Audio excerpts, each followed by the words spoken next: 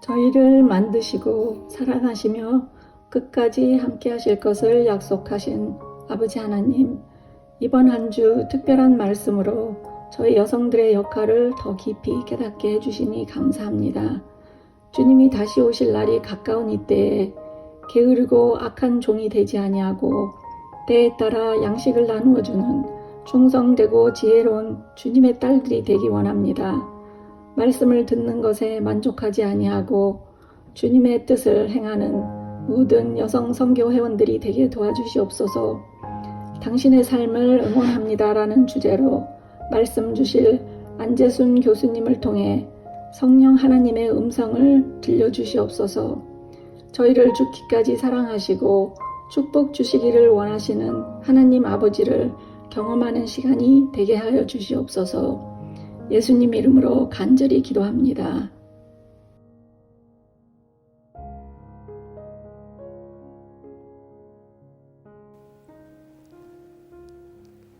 안녕하세요. 성도 여러분, 만나 뵙게 돼서 진심으로 감사를 드립니다. 오늘 함께 나눌 말씀은 당신의 삶을 응원합니다입니다. 여러분의 삶을 응원하신 분이 계십니다. 제가 좋아하는 정현종 시인이 있습니다. 그분이 비스듬이라는 시를 쓰셨습니다. 생명은 그래요. 어디 기대지 않으면 살아갈 수 있나요? 공기에 기대고 서 있는 나무들 좀 보세요. 우리는 기대는 데가 많은데 기대는 게 맑기도 하고 흐리기도 하니 우리 또한 맑기도 흐리기도 하지요. 맞지요? 여러분도 어딘가에 기대어서 사시죠? 저도 그렇습니다. 그런데 누군가에게 어딘가에게 이렇게 기대었는데 그게 조금 편안하지 않을 때가 있죠. 네, 그럴 때가 가끔 있습니다. 그러나 우리는 함께 서로가 서로를 지지해주고 서로에게 기대기도 하고 또 내가 기댐을 당하기도 하면서 함께 어우러져서 살아갑니다. 오늘 말씀은 사사기서 마지막을 보겠습니다. 그리고 룻기로 넘어갑니다. 사사기서 21장 25절에는 그때 이스라엘이 왕이 없으므로 사람이 각각 그 소견에 옳은 대로 행하였더라라고 하시면서 말씀을 끝냅니다. 근데 이 말씀은 사사기 17장에도 있고요, 18장에도 있고요, 19장에도 있고요. 계속해서 이 말씀이 반복되어서 나옵니다. 그리고 난 다음에 룻기 1장 1절로 가면은 사사들의 치리하던 때에 그 땅에 흉년이 들었다라는 얘기를 합니다. 그리고 유다 베들레헴에 한 사람이 그 아내와 두 아들을 데리고 모압 지방에 이민 갔다라는 이야기가 나옵니다. 다시 말하면 사사기서 마지막 장을 건너옴과 동시에 룻기에서는 사사기 시대에 살았던 한 가정의 이야기로 우리의 시선을 이끌어 갑니다. 그런데 그 시대가 어떤 시대였어요? 사사 시대였으면서 또 베들레헴에 굉장한 흉년이 들어서 힘들었다라는 얘기를 합니다. 힘들죠. 요즘 세상에도 흉년 들면 힘든데, 그죠? 그때 당시에는 얼마나 더 힘들었겠어요. 그래서 그 베들레헴에 살았던 한 가정이 아내와 두 아들을 데리고 모압 지방으로 이민을 갔다라고 얘기를 합니다.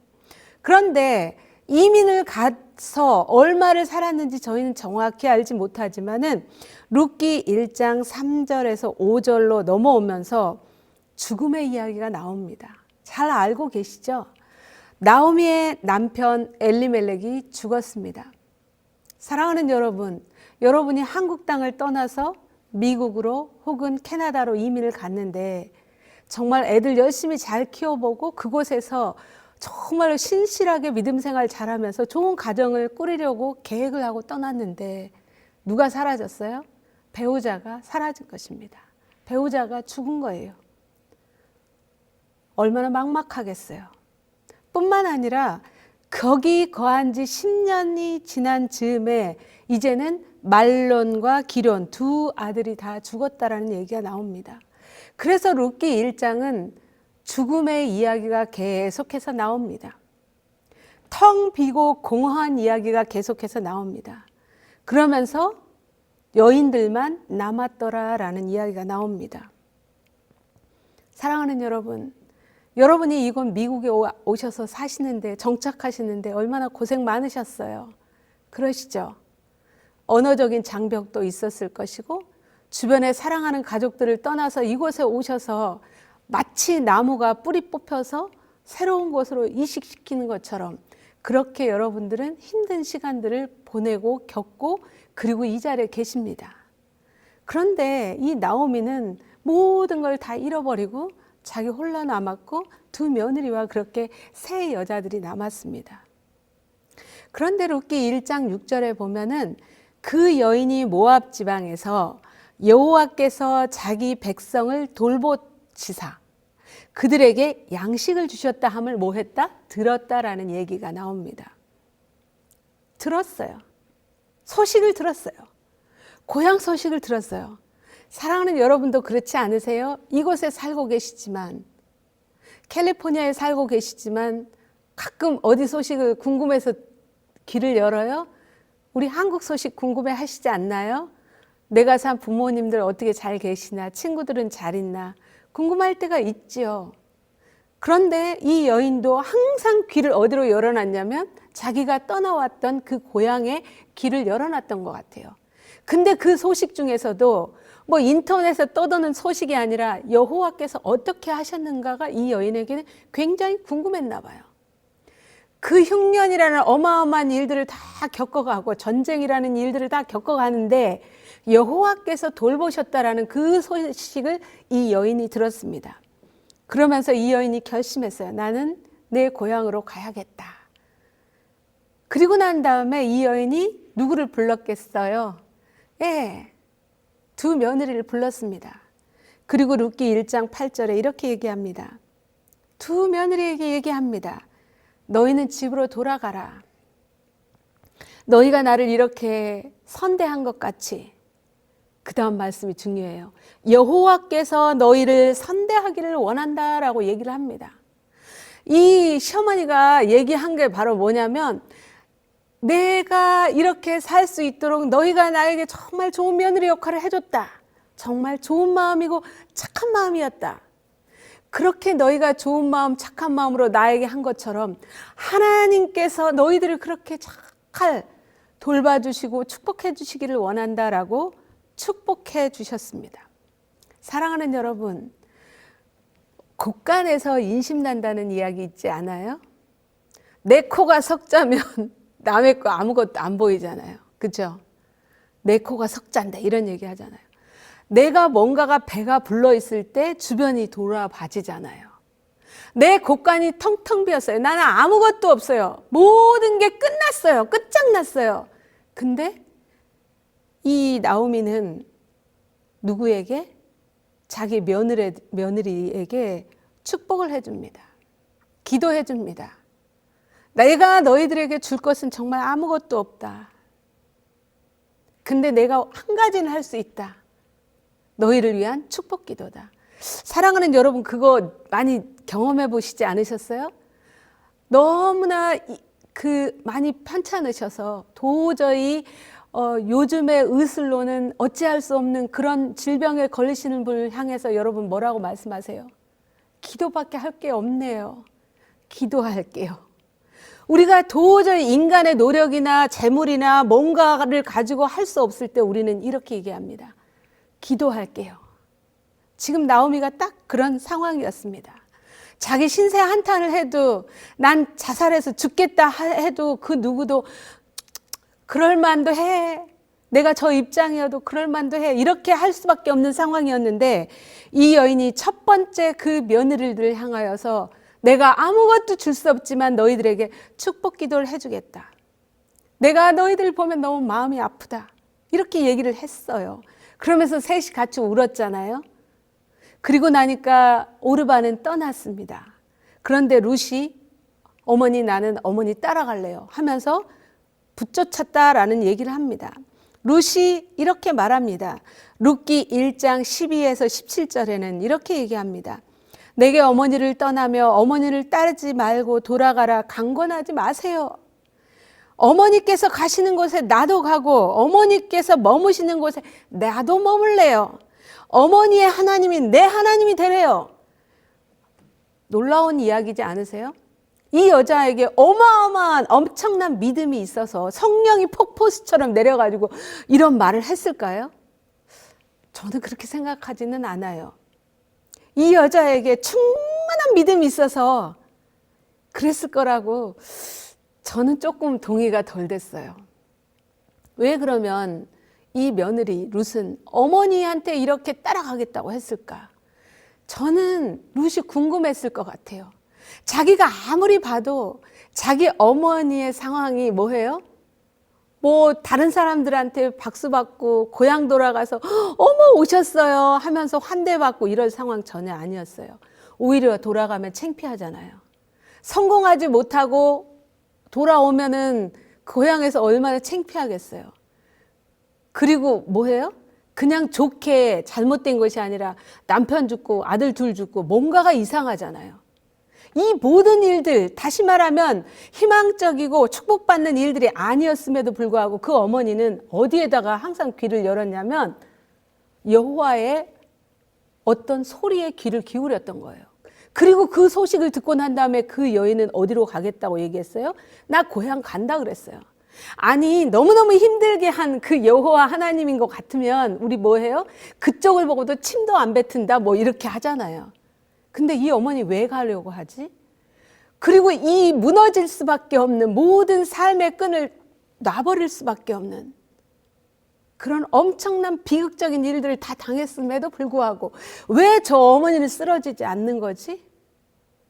저 어머니의 그 삶을 끌고 가는 그 힘은 과연 뭐지? 궁금했을 것 같아요.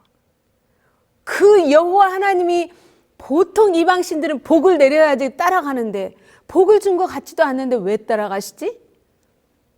룻은 궁금했을 것 같아요.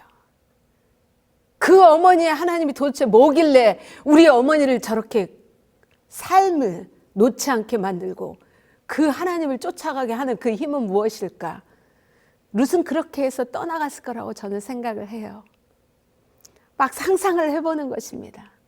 그런데 이 룻이 이민을 갔어요. 모압으로. 남의 땅으로 갔죠.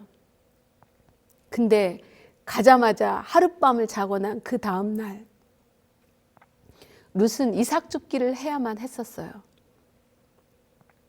룻기 2장 3절에서 4절 보면은 룻이 가서 베는 자를 따라 밭에서 이삭을 주었어요.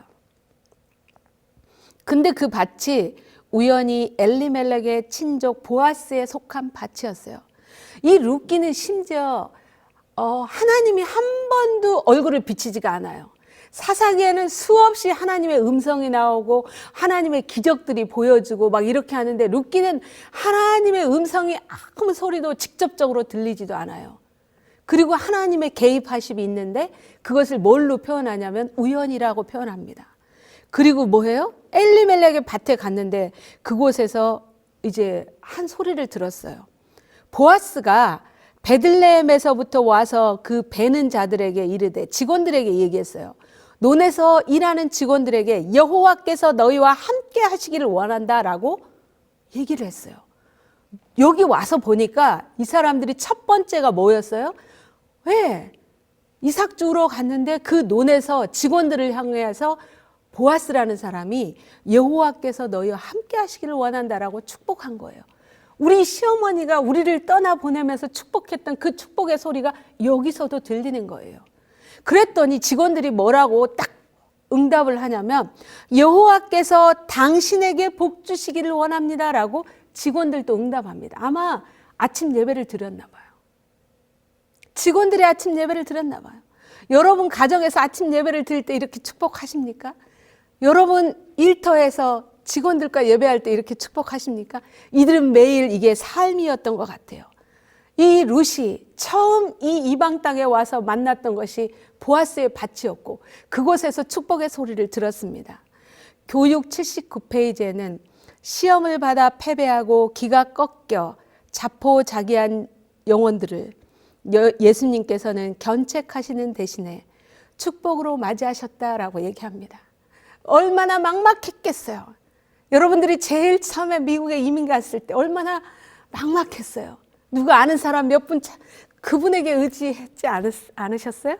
그런 것처럼 이 룻도 마찬가지였어요. 근데 그곳에서 뭐 했어요? 처음으로 그가 만났던 사람들 속에서 따뜻함을 맛보았습니다. 산상보훈 79페이지에는 산상설교 가운데서 주신 축복들은 전 인류를 향한 그리스도의 인사였다라고 얘기합니다. 예수님은 우리에게 그렇게 인사하십니다. 마치 오래 닫혀있던 샘에서 물이 솟아나듯이 축복의 말씀이 예수님의 입에서 흘러 넘쳤습니다. 세 번째 축복이 나옵니다. 룻기 2장 12절을 보면 여호와께서 내 행한 일을 보응하시기를 원하며 이스라엘의 하나님 여호와께서 그 날개 아래 보호를 받으러 온 내게 온전한 상 주시기를 원하노라. 보아스가 이제 룻에게 한 축복입니다. 사랑하는 여러분, 이 룻기에는 예수님이 하나님이 여호와가 한 번도 비춰주고 소리를 보여주지 않는다고 말씀드렸죠. 근데 끊임없이 누구를 통해서? 사람들을 통해서 여호와가 증거되고 있는 것이 이 룻기에 엄청나게 많이 나옵니다. 이 보아스도 얘기합니다. 너 이렇게 내가 우리 직원들한테 들어보니까 너 남편도 잃었는데 시어머니 따라서 여기까지 왔구나. 내가 너에게 해줄 것은 없지만 여호와의 날개가 너를 따뜻하게 품어주시기를 원하노라 라고 축복합니다. 그 날개 아래 보호를 받았다 이 말은 나중에 성취가 됩니다. 룻기 3장 9절에 보면은 보아스의 그 발치 밑에 이렇게 누워있는 룻이 나오잖아요. 보아스가 물어보잖아요. 네가 누구냐? 깜깜한 밤중이라 잘 모르니까 물어봤어요. 나는 당신의 여종입니다. 그러면서 이때 룻이 뭐라고 얘기하냐면 당신의 옷자락을 펴서 당신의 여종을 덮으소서. 이 말이 조금 전에 룻기 2장 12절에 그 날개 아래 보호를 받으러 온 너에게 보아스가 말했어요. 보아스는 나중에 이런 일들을 다 앞을 내다보고 이런 말을 한 게 아니에요. 사람은 축복하고 그 일을 이루시는 분은 누구세요? 하나님이시라는 것을 이 룻기에서는 보여줍니다. 보아스가 룻에게 얘기합니다. 여기서 떠나지 말고 또 물이 필요하면 물 먹고 그리고 떡도 먹고 그러면서 직원들한테 얘기합니다. 책망하지 말아라. 잘 주워갈 수 있도록 도와줘라. 이렇게 자기가 할 수 있는 모든 인애를 베풉니다. 이 룻기에는 수없는 사람들이 하나님의 정신을 가진 그 수없는 사람들이 인애를 베푸는 이야기가 나옵니다. 사랑하는 여러분, 사사기에는 기드온도 나왔고요. 어마어마한 삼손도 나왔고요. 그렇죠? 입다 같은 사람도 나왔고요. 드보라도 나왔고요. 무려 12명의 사사들이 나와서 하나님의 그 기적을 체험하고 그 기적을 보여줍니다. 그런데 그곳에서는 수없는 전쟁이 있었고 수없는 칼부림이 있었고 수없는 파괴가 있었고 수없는 사람들의 그 갈라짐이 있었습니다. 그런데 이 룻기에는 반대의 현상이 나옵니다. 아주 연약한 한 가정, 한 여인들, 한 남자를 통해서 끊임없이 하나님의 인애를 보여주고 있는 것입니다. 사람이 인애를 베풀고 축복하면 그 사이에서 하나님은 일을 하십니다. 그렇지 않나요? 이 룻기에는 사람이 여호와를 통해서 일하시는 그 모습들을 끊임없이 보게 합니다. 나오미나 보아스는 말로만 축복했지만 그들이 예상하지 못한 방법으로 하나님은 이루어 가십니다.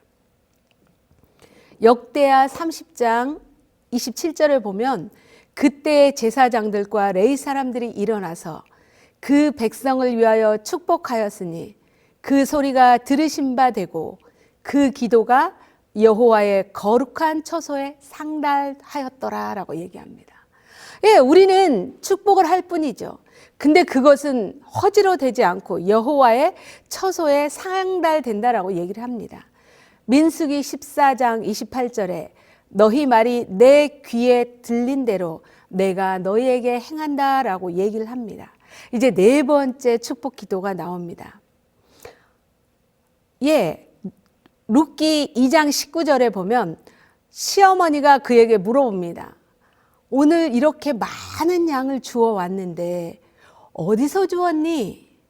어디서 네가 일을 했니? 라고 물어봅니다. 나오미가 보니까 룻이 주워온 이삭들은 약 2주 정도 먹을 수 있는 어마어마한 양을 주워온 거예요. 그래서 뭔가 누군가 도움을 줬구나라고 생각을 해서 물었어요. 그랬더니 대답을 듣기 전에 먼저 나오미가 이렇게 얘기합니다. 너를 돌아본 자에게 복이 있기를 원한다라고 얘기를 합니다. 나오미는 일상의 삶이 축복하는 삶이었던 것 같아요. 너 이렇게 잘 주울 수 있도록 누군가 도와줬는데 그분이 누구인지 모르지만 참 그분에게 고맙구나. 그분을 하나님께서 복 주시기를 원한다라고 얘기합니다. 우리는 보통 뭐가 선물 같은 것들이 있으면 그 선물만 눈에 확 들어오잖아요. 어머나 이렇게 많이 이렇게 하잖아요. 근데 나오미는 뭘 봤어요? 네, 맞아요.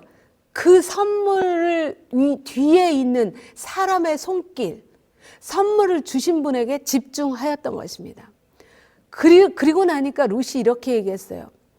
네, 오늘 제가 간 것은 얘기를 들어보니까 보아스라는 사람의 밭이었다라고 얘기를 했습니다.